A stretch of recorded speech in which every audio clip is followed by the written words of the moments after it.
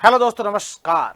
सभी को जय हिंद, जय भारत, वंदे मातरम। स्वागत है एक बार पुनः आप सभी का उत्कर्ष के इस शानदार और लाजवाब सेशन में। मैं श्री चैनल दोस्तों आपके लिए लेकर आ गया हूं, जो अभी आपने 2 दिन से जो उत्कर्ष ऐप में ऑल इंडिया मॉक टेस्ट जो दिया था, उस 40 क्वेश्चन जो आपने सोल्व किए हैं, उनका वीडियो सोल्यूशन। तो एक एक क्वेश्चन को आप लोग अच्छे से देखिएगा। आपका स्कोर इसके अंदर क्या रहा है वो भी आप लोग जो है देखिएगा। कितने क्वेश्चन आपने सही किए हैं, कितने गलत किए, ये तो पता चल गया। साथ में आपको ये भी आज शाम को जो है आपके पूरा इसका जो रैंक है वो भी आपकी अपडेट की जाएगी। तो सभी मित्र जो है एक बार इस वीडियो को देख करके अपने एक एक क्वेश्चन का एनालिसिस कीजिएगा और आप लोगों को पता चलेगा कि हम कितना बाहर हैं, कितना अंदर है। तो भैया हो जाओ तैयार, देखे कुछ शानदार और लाजवाब सॉल्यूशन के लिए। तो पहला क्वेश्चन जो आपने दिया था वो आपके सामने ये रहा। दे दे सबने टेस्ट ईमानदारी से, कोई गुस्ताखी तो नहीं की किसी ने?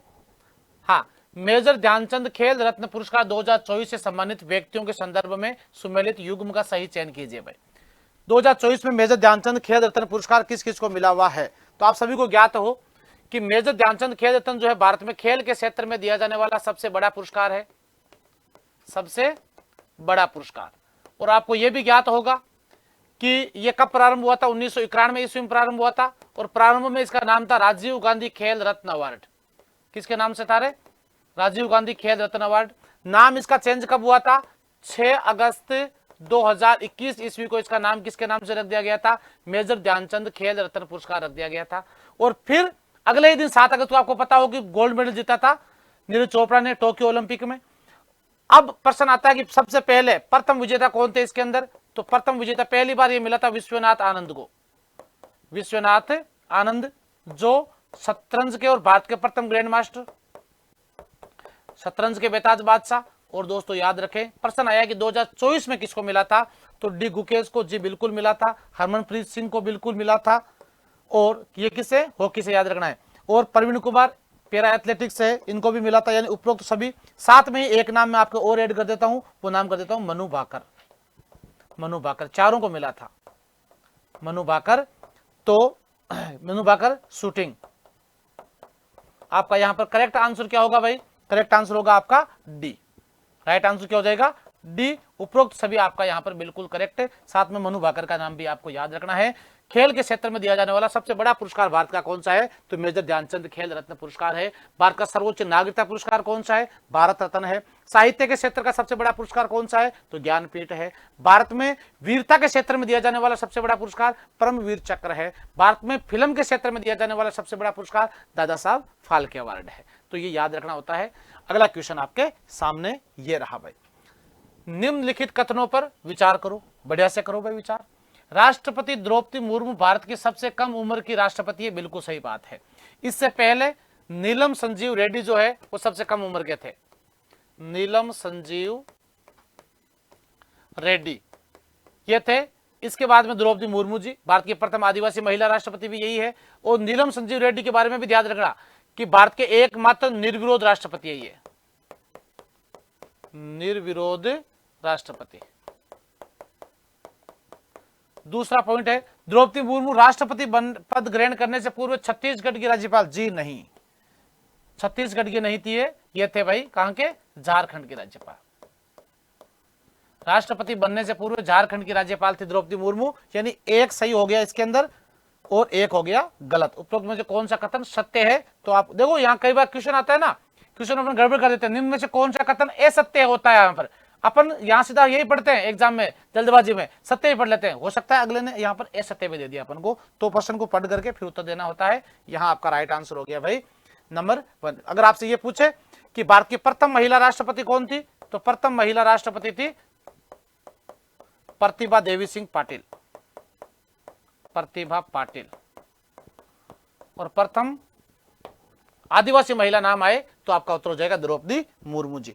नेक्स्ट क्वेश्चन आ गया भाई।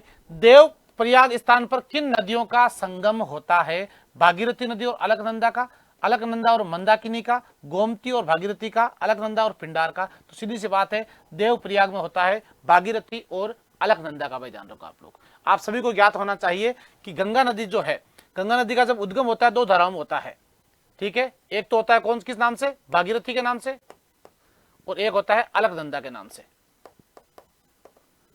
ठीक है, और दोनों का देव प्रयाग में जो है संगम होता है और यहीं से इसका नाम फिर क्या हो जाता है, गंगा नाम हो जाता है दोस्तों। हाँ, और भागीरथी नदी के ऊपर बना हुआ है टिहरी बांध, जो विश्व का सबसे ऊंचा चट्टानी बांध है भाई, याद रखें आप लोग। भागीरथी नदी कहां पर है, ये उत्तराखंड में बना हुआ है भाई, उत्तराखंड, टिहरी बांध। फिर गंगा नदी जो है आगे बढ़ती है। तो यहां आपका राइट आंसर क्या हो गया भाई, ये आपका करेक्ट आंसर हो गया है। अगला क्वेश्चन आपके सामने, इसलिए गंगा को भागीरथी भी कहते हैं भाई, जान रहे हो आप लोग, भागीरथी बिल लेके आए थे। भारत में राष्ट्रपति की योग्यता के संदर्भ में सत्य कथन का चयन कीजिए। वे भारत का नागरिक हो, बिल्कुल सही बात है। वे 35 वर्ष की आयु पूर्ण कर चुका हो, बिल्कुल सही बात है। वे लोकसभा का सदस्य निर्वाचित होने के लिए योग्य हो, उपरोक्त सभी, बिल्कुल सभी राइट आंसर हो जाएंगे भाई आपके, सभी राइट होंगे। वो लोकसभा का सदस्य बनने की, इसके साथ अलावा भी आप जोड़ सकते हो, भारत का नागरिक हो, धन के पद पर कार्य नहीं करता हो, धन के पद पर कार्य न करता हो, और किसी भी न्यायालय के द्वारा दिवालिया व पागल घोषित न हो, न्यायालय द्वारा दिवालिया व पागल घोषित न हो। और तीसरा, 50 प्रस्तावक, सबसे इंपॉर्टेंट बात जो है, और 50 ही अनुमोदक मत होने जरूरी है। राष्ट्रपति का इलेक्शन आपको पता है एकल संक्रमणीय आनुपातिक मत प्रणाली के तहत होता है, जिसमें एमएलए और एमपी जो वोट देते हैं उनमें ध्यान रखो उनका वोट रेट तय होता है, वोट मूल्य तय किया जाता है, जिसके लिए जनगणना 1971 को आधार माना गया है। और भारत में जिस राज्य की जनसंख्या अधिक है वहां का वोट रेट अधिक होगा, जिसकी जनसंख्या कम है वहां का वोट रेट कम होगा। 1971 की जनगणना को इसके अंदर आधार माना गया है। और इलेक्शन की प्रोसेसिंग जो है वो किस देश से ली गई है भारत में, तो वो ली गई है आयरलैंड से, जबकि राष्ट्रपति की शक्तियों का प्रावधान कहां से लिया है, इंग्लैंड से लिया गया है भाई। कंप्लीट है, तो यहां आपका राइट आंसर क्या हो जाएगा, डी। कौन कौन इलेक्शन में भाग लेते हैं, तो लोकसभा, राज्यसभा और राज्यों की जो विधानसभा है उनके सभी इलेक्टेड मेंबर, नॉमिनेट मेंबर जो है पार्टिसिपेट नहीं करते, यानी मनोनीत सदस्य भाग नहीं लेते हैं। ठीक है भाई, अगला क्वेश्चन आ गया, बाल विवाह प्रतिषेध अधिनियम 2006 भारत में कब लागू हुआ था। अच्छा क्वेश्चन है, देखो बाल विवाह अधिनियम जो है आया कब था, 2006 में आया था। लागू कब से हुआ, 1 नवंबर 2007। इसमें इसके तहत यह कहा गया है कि 18 वर्ष की लड़की और लड़का की 21 वर्ष लड़का की आयु होनी कंपलसरी है। अगर इससे कम आयु में एज में विवाह किया जाता है तो इसके लिए माता पिता दोषी माने जाएंगे। इनको बाल विवाह प्रतिषेध अधिनियम के तहत जो है इनके सजा का प्रावधान रहेगा। तो ऐसे में दोस्तों 18 और 21 का मेल होना बहुत जरूरी है। हाँ, याद रखना। अब जैसे मोदी सरकार के द्वारा भी आपको पता है यूसीसी बिल पास किया गया है, यूनिफॉर्म सिविल कोड।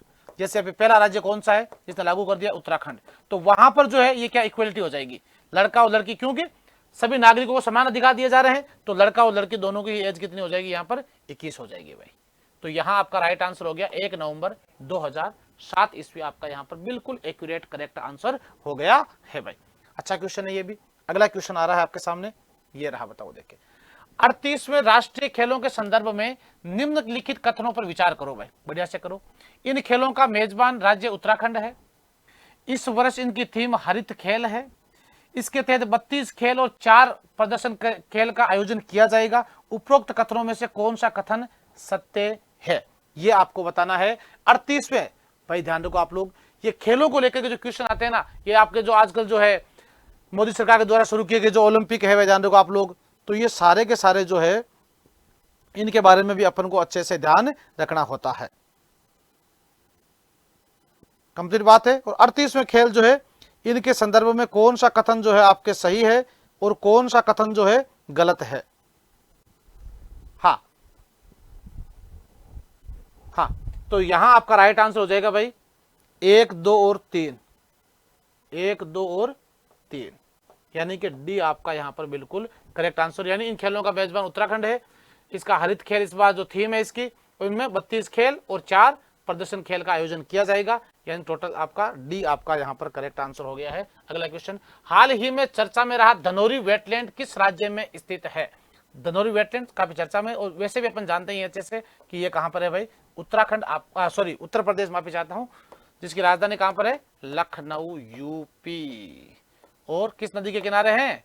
गोमती नदी के किनारे बसा शहर, और सीएम है यहाँ के हुडी बाबा, योगी बाबा, योगी आदित्यनाथ जी। महाराष्ट्र की मुंबई, और देवेंद्र फडणवीस जी उत्तराखंड की देहरादून, और पुष्कर सिंह धामी असम के दिसपुर, हेमंता विश्वा शर्मा जी, ये भी पूछते थे कई बार, ध्यान रखना। मणिपुर में 13 फरवरी 2025 को राष्ट्रपति शासन लागू हुआ। मणिपुर में 10वीं बार राष्ट्रपति शासन लागू किया गया है?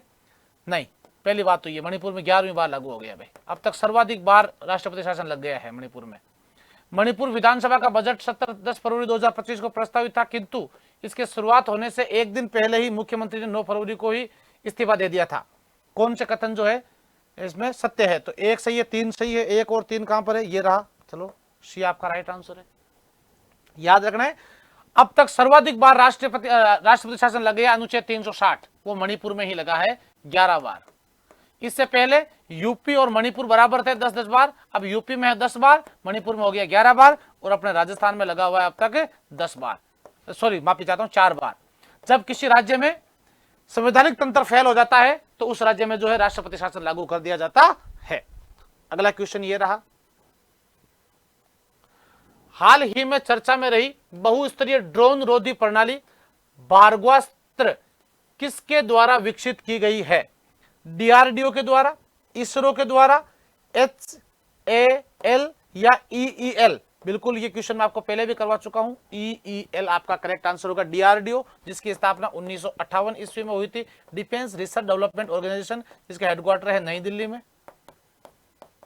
और इसरो आप सभी जानते हो, इंडियन स्पेस रिसर्च ऑर्गेनाइजेशन, जिसकी स्थापना 1969 ईस्वी में 15 अगस्त को हुई थी इंदिरा गांधी सरकार के समय, जिसका हेडक्वार्टर कहां पर है? बेंगलुरु में। जल्दी से कमेंट करो देखे कि नेशनल स्पेस डे कब मनाया जाता है? तो नेशनल स्पेस डे 23 अगस्त को, जिस दिन अपना चंद्रयान 3 जो है चंद्रमा की सतह पर जो है सफल लैंडिंग करता है, जिसका नाम रखा गया शिव शक्ति, शिव शक्ति। और इस दिन को जो है राष्ट्रीय अंतरिक्ष दिवस के रूप में मनाना शुरू किया गया है भाई, ध्यान रखो आप लोग। हाँ, कंप्लीट है सभी के। EEL आपका यहां पर करेक्ट आंसर हो गया है। अगला क्वेश्चन आ गया है, निम्नलिखित में से कैस्पियन सागर की सीमा किस देश से नहीं लगती है भाई? कैस्पियन सागर की सीमा, कैस्पियन सागर याद रखना आप लोग, विश्व की सबसे बड़ी खारे पानी की झील है, सबसे बड़ी खारे पानी की झील, खारे पानी की झील है ये। भारत में कौन सी है? तो भारत में तो चिल्का झील, ओडिशा, दूसरी है सांभर, और विश्व की सबसे बड़ी खारे पानी की झील कौन सी है? तो वो है कैस्पियन सागर। वैसे ये कहां पर है? रूस में है भाई, ध्यान रखो आप लोग। और तजाकिस्तान के साथ यानी तुर्कमेनिस्तान, ईरान और अजरबैजान के साथ में इसकी सीमा लगती है, लेकिन तजाकिस्तान के साथ में इसकी सीमा नहीं लगती है भाई, ध्यान रखो आप लोग। अगला क्वेश्चन आपके सामने आ गया है, ये रहा, निम्नलिखित में से सुमेलित युग्म का चयन कीजिए भाई। बताओ देखिए कौन सा इसके अंदर सुमेलित है? नावा सेवा गुजरात में है, मारमा गोवा महाराष्ट्र में है, पारादीप ओडिशा में है, न्यू मंगलोर आंध्र प्रदेश में है। कौन सा? तो सीधी सी बात है, पारादीप जो है ये ओडिशा में है भाई, ध्यान रखो आप लोग।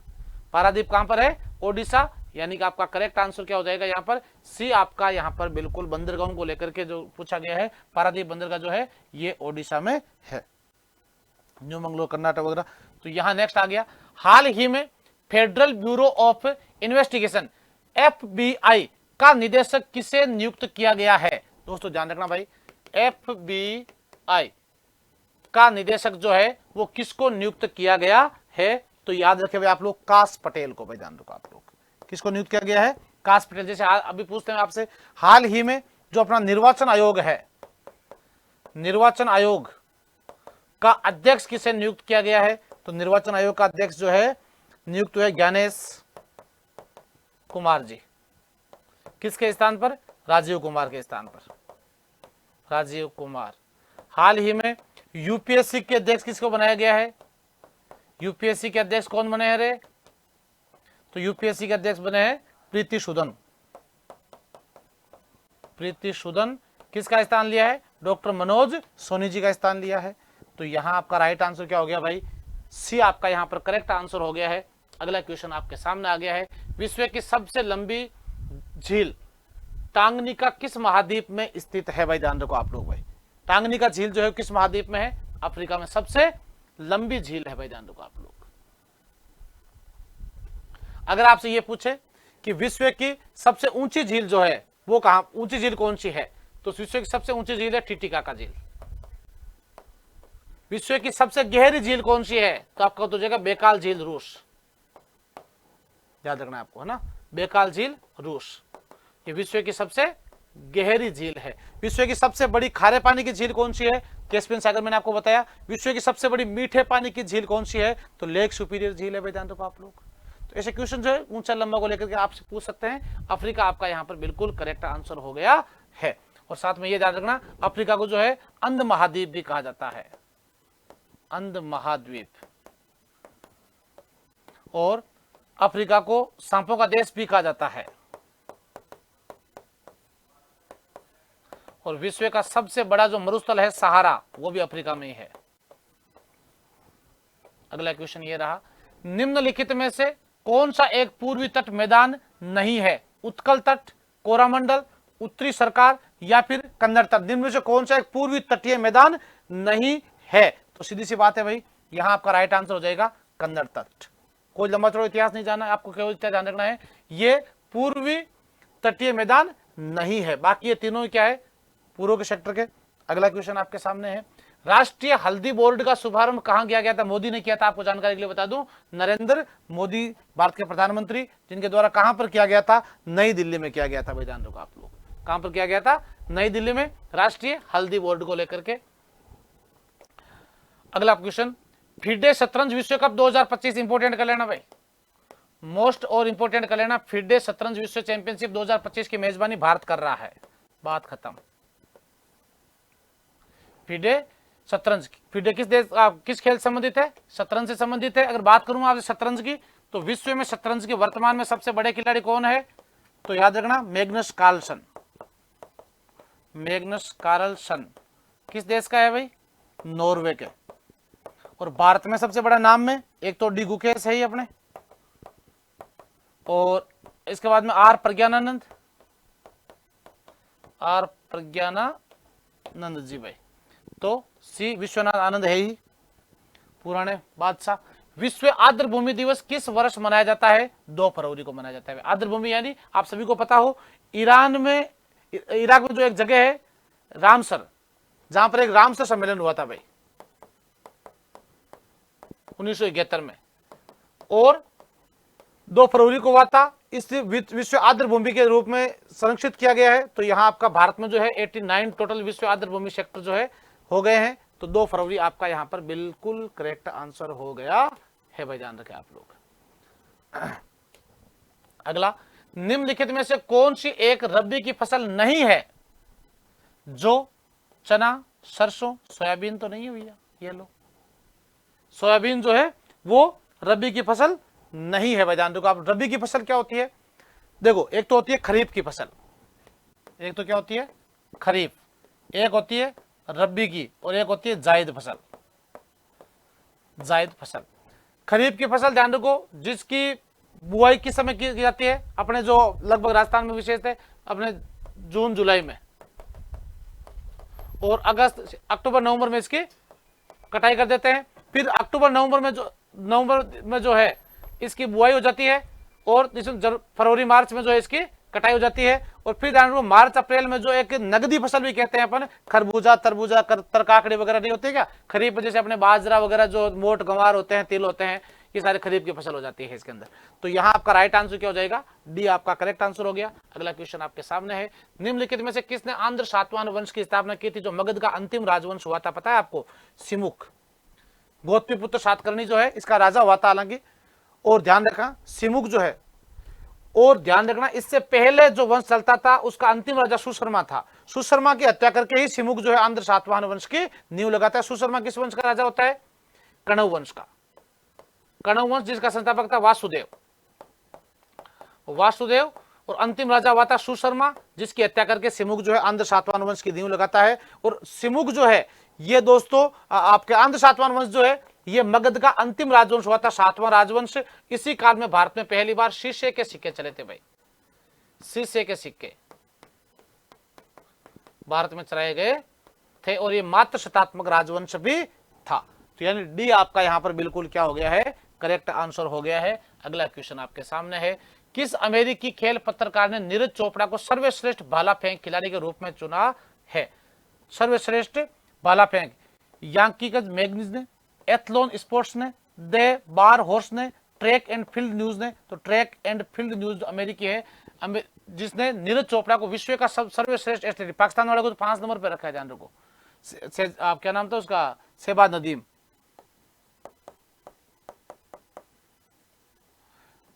नदीम जो था उसको 5वें स्थान पर रखा है। और नीरज चोपड़ा बुक भी लिखी गई है, द गोल्डन वो नीरज चोपड़ा नवदीप गिल के द्वारा। नवदीप गिल टोक्यो ओलंपिक में गोल्ड मेडल जीता था, और याद रखना कि पेरिस ओलंपिक में इसने जो है सिल्वर मेडल जीता है, अपना नाम किया है, चांदी 2024। अगला क्वेश्चन आ गया है, राष्ट्रपति भारत में किस अनुच्छेद के तहत वित्तीय आपातकाल की घोषणा करता है, जो भारत में अब तक एक बार भी नहीं लगाया गया, याद रखना। वो होता है अनुच्छेद 360। जब देश भयंकर आर्थिक मंदी से जूझ रहा होता है तब वित्तीय आपातकाल लगता है। भगवान की कृपा से अब तक नहीं लगा है। हालात बने थे 1991 में, लेकिन फिर सुधार में आ गए। 1952 के तहत राष्ट्रीय आपातकाल होता है। जो सबसे बड़ी बात होती है, राष्ट्रीय आपातकाल जो है देश में 2 शर्त पर लगाते हैं। कब कब लगता है, जब देश में सशस्त्र विद्रोह हो जाए या फिर बाह्य आक्रमण हो जाता है। अब तक 3 बार लगाया गया है, 1962, 1971 और 1975 आंतरिक अशांति के तहत भाई। और याद रखना अनुच्छेद 356 ये होता है राज्य आपातकाल, जो मैंने आपको बता दिया। राज्य आपातकाल जो सबसे पहले पंजाब में लगा था 1951 ईस्वी में, और सर्वाधिक बार मणिपुर में लग गया 11 बार, दूसरी बार उत्तर प्रदेश में 10 बार, राजस्थान में 4 बार। अगला क्वेश्चन, संसद के दोनों सदनों की संयुक्त बैठक का प्रावधान किस देश के संविधान से लिया गया है? संयुक्त अधिवेशन किस देश से लिया गया है भाई? देखो अनुच्छेद 108 के तहत होता है लोकसभा और राज्यसभा का संयुक्त सेशन, जो राष्ट्रपति बुलाता है प्रधानमंत्री और मंत्रिपरिषद के कहने पर, जिसकी अध्यक्षता कौन करता है? सबसे इंपॉर्टेंट पर्सन ये आता है, तो इसकी अध्यक्षता करता है लोकसभा का स्पीकर भाई। बुलाता कौन है? राष्ट्रपति, लेकिन अध्यक्षता कौन करता है? स्पीकर करता है। और दोस्तों ध्यान रखना आप लोग, इसका प्रावधान अपन ने कहां से लिया है? इसका प्रावधान लिया अपन ने ऑस्ट्रेलिया, और ऑस्ट्रेलिया से लिया अपन ने समवर्ती सूची। समवर्ती सूची भी अपन ने कहां से ली? ऑस्ट्रेलिया से। और प्रस्तावना की भाषा भी अपन ने कहां से ली है? ऑस्ट्रेलिया से। प्रस्तावना की भाषा जो है, राष्ट्रीय आपातकाल कहां से लिया है? जर्मनी से। और गणतंत्र कहां से लिया है? फ्रांस से। तो साथ में याद रखना। अगला क्वेश्चन आपके सामने आ गया है, 85वां अखिल भारतीय पीठासीन अधिकारी सम्मेलन कहां आयोजित किया गया? नई दिल्ली में, पटना में, मुंबई में या भुवनेश्वर में? तो राइट आंसर क्या हो जाएगा भाई आपका? पटना आपका यहां पर करेक्ट आंसर हो जाएगा। गंगा नदी के किनारे बसा हुआ शहर, बिहार की राजधानी। और याद रखना बाबू भैया, प्राचीन काल में इसको बोलते थे अपन पाटलिपुत्र। पाटलिपुत्र, पाटलिपुत्र को पटना के रूप में किसने बसाया था? शेर शाह सूरी ने। मगध की राजधानी हुआ करता था ये पाटलिपुत्र। गंगा और सोन नदियों के किनारे स्थित है ये। अगला क्वेश्चन आ गया है, बेलाडीला खान निम्नलिखित में से किस खनिज के लिए प्रसिद्ध है? लोहा एस्क, नो डाउट, याद रखना है। बेलाडीला खान जो है वो लोहा एस्क के लिए प्रसिद्ध है। अगला क्वेश्चन, किस मौर्य शासक को यूनानी साहित्य में शेंड्रोकोटस कहा गया है? शेंड्रोकोटस के नाम से जाना गया है चंद्रगुप्त मौर्य, जो मौर्य वंश का संस्थापक था दोस्तों, जिसने आपको पता है कि घनानंद को हरा करके, किसको? घनानंद को पराजित करके और मगध पे अधिकार किया था। किसके सहयोग से?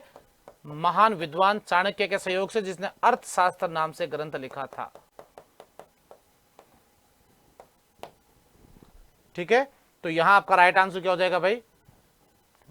चंद्रगुप्त मौर्य, जो जैन धर्म का अनुयायी हुआ था 298 ईसा पूर्व में। संथारा प्रथा से इसकी मृत्यु होती है, श्रवण बेलगोला इन कर्नाटक में। हाँ, तो यहां आपका राइट आंसर हो गया बी। अगला क्वेश्चन आ गया ये, भारत के संविधान में के कौन से अनुच्छेद में नियंत्रक एवं महालेखा परीक्षक के पद का प्रावधान है? अनुच्छेद 148 राइट आंसर भाई। अनुच्छेद 148 के तहत भारत में CAG केग, जिसे बोलते हैं अपन नियंत्रक एवं महालेखा परीक्षक भाई, जान रखो आप लोग, जो भारत की संचित निधि का प्रमुख होता है। संचित निधि का प्रमुख होता है, याद रखें। अनुच्छेद 48 से लेकर 151 में इसका प्रावधान अपन को देखने को मिलता है। और दोस्तों याद रखना कि वी नरहरि राव प्रथम हुए थे। भाग 4 251A जो है ये भी याद रखना, मूल कर्तव्य का प्रावधान जो रूस से लिए गए हैं। 42वां संविधान संशोधन 1976 के तहत 10 मूल कर्तव्य, वर्तमान में कुल 11, जो 86वां संविधान संशोधन 2002 के तहत 6 से 14 वर्ष के बच्चों के लिए अनिवार्य शिक्षा को लेकर जोड़ा गया था। अगला है, वाणिज्यिक उद्योग के लिए सब्जियां, फूल और फलों को उगाना क्या कहलाता है भाई? यानी अपन पैसे कमाने के लिए जो सब्जी, फूल वगैरह जो उगाते हैं अपन, किस में आते हैं? ये हॉर्टिकल्चर में आते हैं भाई, ध्यान रखो आप लोग। किस बात है? सेरिकल्चर, मछली, पिस्टिकल्चर जो मछली उत्पादन होता है, जैसे ध्यान रखो आप लोग। सेरिकल्चर जो रेशम के कीट वगैरह जो होते हैं, ध्यान रखो आप लोग, ठीक है ना। तो वैसे ही हॉर्टिकल्चर जो है, ध्यान रखो आप लोग, आपका यहाँ पर बिल्कुल करेक्ट आंसर हो गया है। नेक्स्ट आ गया है, राष्ट्रीय जनजाति स्वास्थ्य कॉन्क्लेव 2025 का आयोजन कहां पर किया गया है? रांची में, पटना में, इंदौर में या फिर नई दिल्ली में? राष्ट्रीय जनजातीय स्वास्थ्य कॉन्क्लेव जो है इसका आयोजन कहां पर हुआ है? तो दोस्तों यहां आपका राइट आंसर हो जाएगा नई दिल्ली में इसका आयोजन हुआ है, जिसके तहत जो है स्वास्थ्य को लेकर के और अधिक सुविधाएं कैसे बढ़ाई जा सकती है, क्या क्या सरकार नए कदम उठा सकती है, इसको लेकर के पूरी चर्चा जो है की गई है भाई। अगला क्वेश्चन ये रहा, जैन धर्म के प्रथम तीर्थकर कौन हुए थे? तो ऋषभ देव जी हुए थे भाई। जबकि लास्ट कौन हुए थे? महावीर स्वामी, यानी 24वें तीर्थकर।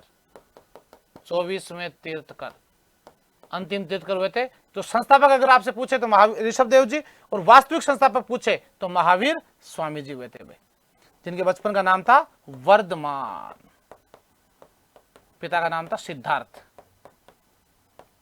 माता का नाम था त्रिशला।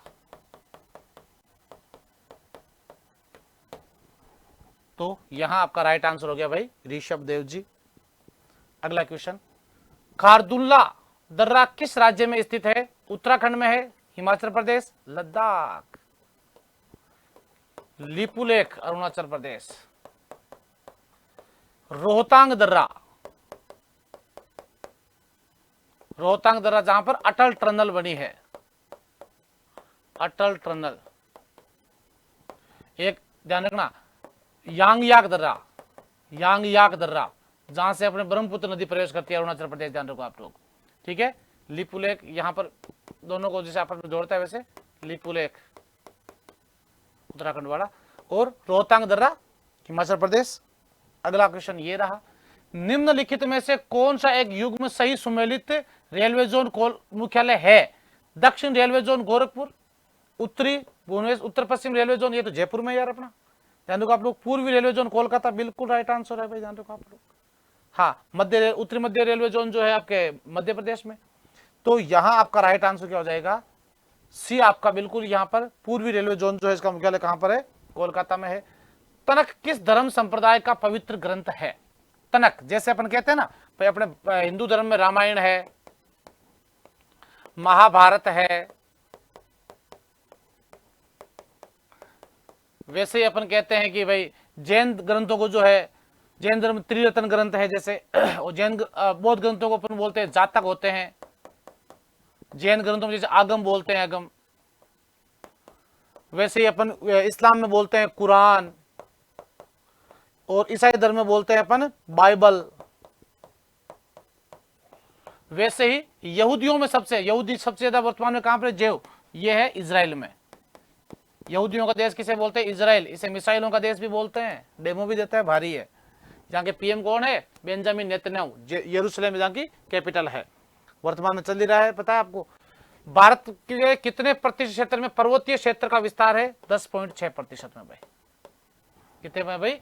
10.6% कुल क्षेत्रफल का पर्वतीय क्षेत्रों में के अधीन आता है। अगला क्वेश्चन, ओजोन परत संरक्षण हेतु मॉन्ट्रियल संधि कब से प्रभावी हुई थी भाई? 16 सितंबर 1987 को, 1 जनवरी 1988 को, 16 सितंबर 1988 को, या 1 जनवरी 1989 को? जल्दी से बता दीजिए। देखे 1 जनवरी 1989 को, ध्यान रखो भाई आप लोग, ठीक है। तो यहां आपका राइट आंसर हो गया है डी, मॉन्ट्रियल संधि जो है। अगला क्वेश्चन, निम्नलिखित में से किस किस के बीच में पुरंदर की संधि हुई थी भाई? 1665 ईस्वी में, आपको पता होना चाहिए। जय सिंह और शिवाजी, अभी काफी चर्चा में चल रही है छावा के बाद में। 1665 ये संधि हुई थी। इस संधि के तहत शिवाजी महाराज को चारों तरफ से घेर लिया था। तब शिवाजी और जय सिंह के बीच में जो है एक संधि हुई। इस संधि को बोलते हैं अपन पुरंदर की संधि, जिसके तहत शिवाजी महाराज जो है वो औरंगजेब के दरबार में रहेंगे, जहां औरंगजेब उनको उचित सम्मान प्रदान करेगा। शिवाजी संधि के तहत उपस्थित भी हुए, लेकिन उचित सम्मान नहीं दिया गया। तब शिवाजी ने यहां से वापस भागने के प्रयास किया। और इसी समय जो है, ध्यान रखना आप लोग, 1666 ईस्वी में शिवाजी को पहले बंदी बना लिया था, जयपुर भवन में कैद कर लिया था। यहां से 1666 ईस्वी में शिवाजी भागने में सफल हो गए थे। शिवाजी के पुत्र संभाजी छावा, शेर का बेटा। और याद रखना कि शाइस्ता खान कौन था? औरंगजेब का मामा, जिसको शिवाजी ने पराजित किया था। अगला क्वेश्चन, जनगण मन की रचना रविंद्रनाथ टैगोर ने की और पहली बार 27 दिसंबर 1911 को भारतीय राष्ट्रीय कांग्रेस के सार्वजनिक गाया था। किसमें? तो 1929 में कांग्रेस का कौन सा सेशन हुआ था? कलकत्ता सेशन, बिल्कुल राइट है। लखनऊ हुआ था, मद्रास हुआ था, नागपुर हुआ था, कलकत्ता सेशन हुआ था। ध्यान रखो आप लोग, 1911 ईस्वी में, ठीक है, जिसके तहत पहली बार ये गाया गया था। और इसी समय ध्यान रखो 1911 ईस्वी में जॉर्ज पंचम भारत आया था। भारत की राजधानी कलकत्ता से दिल्ली ट्रांसफर करने की घोषणा भी हुई थी। बंगाल विभाजन को रद्द भी किया गया था। और इस समय कौन कौन आए थे भारत? जॉर्ज पंचम आया था, ब्रिटेन का प्रिंस, और जॉर्ज पंचम के साथ में उसकी रानी आई थी, मैडम मेरी। मेरी नहीं है, नाम मेरी, ध्यान रखना, तुम्हारी भी नहीं है, केवल जॉर्ज पंचम की है। कलकत्ता जो हुगली नदी के किनारे बसा हुआ शहर है। और इसी के बाद में 1929 ईस्वी में हुआ था कांग्रेस का लाहौर अधिवेशन, पता है आपको, जिसके तहत पूर्ण स्वतंत्रता की मांग रखी गई थी, आपको पता होना चाहिए। और 26 जनवरी 1930 को जो है पूर्ण स्वतंत्रता दिवस से मनाया गया था। कांग्रेस का लखनऊ अधिवेशन हुआ था 1916 ईस्वी में, जिसके तहत आपको पता हो कि गरम दल और नरम दल वापस एक हुए थे, जो 1907 में सूरत अधिवेशन में बिछड़ गए थे। डॉक्ट्रिन ऑफ लैप्स किसने आरंभ किया था? बिल्कुल नो डाउट, लॉर्ड डलहौजी। भाई ध्यान रखो आप लोग, ठीक है ना। हाँ, हड़प नीति जो थी अपनी, तो यहां आपको ध्यान रखना है लॉर्ड डलहौजी। और साथ में यह भी ध्यान रखना है, लॉर्ड डलहौजी को भारतीय रेलवे सेवा का जनक बोलते हैं। भाई पहली बार रेल चली थी का जनक बोलते हैं लॉर्ड डलहौजी को, क्योंकि 16 अप्रैल 1853 ईस्वी को पहली बार भारत में रेल चली थी, मुंबई से थाने के मध्य 34 किलोमीटर तक। भाई इसी के समय भारत में पहली बार बिजली के तार आए थे। लॉर्ड कर्जन के समय 1905 ईस्वी में जो है बंगाल विभाजन हुआ था।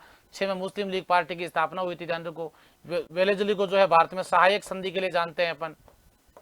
सहायक संधि सबसे पहले 1798 ईस्वी में हैदराबाद ने की थी, फिर 1799 ईस्वी में मैसूर ने की थी, फिर तंजौर ने की थी।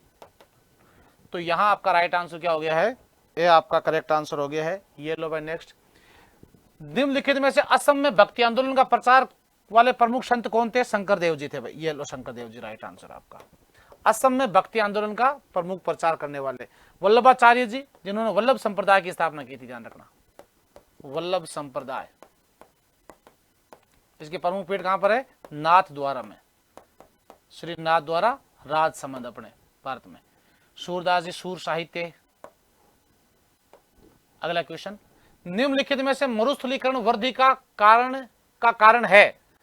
वायु अपर्दन में वृद्धि, भू संरक्षण, अनियंत्रित पशुचारण, या फिर उपरोक्त सभी? किस कारण से है जो मरुस्थल जो है अधिक बढ़ रहा है? भाई ध्यान रखो आप लोग, तो सीधी सी बात है, वायु अपर्दन बिल्कुल मिट्टी का जो कटाव हो रहा है। भू संरक्षण, भूमि का जो अपन सही ढंग से संरक्षण नहीं कर पाते हैं।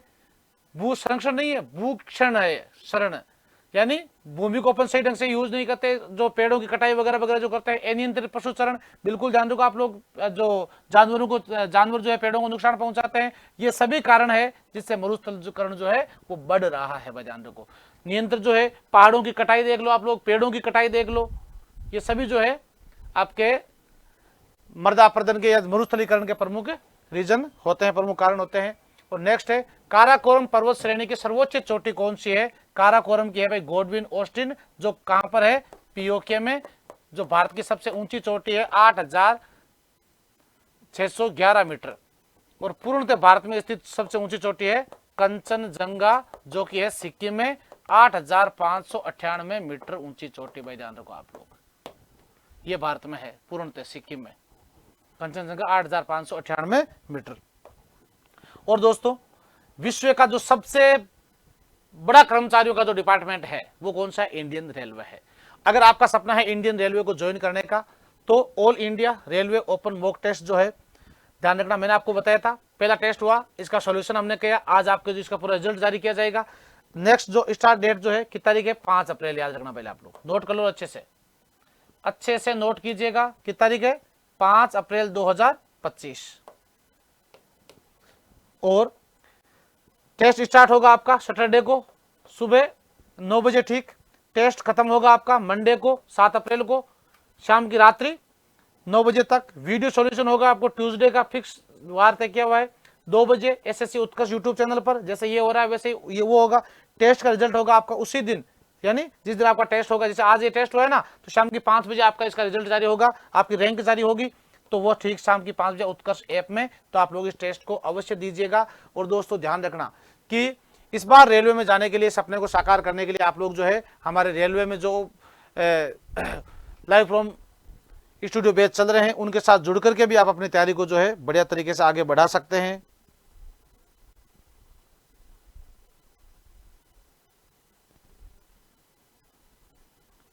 जिसके माध्यम से जुड़ करके भी आप अपनी तैयारी को जो है और आगे बढ़ा सकते हैं।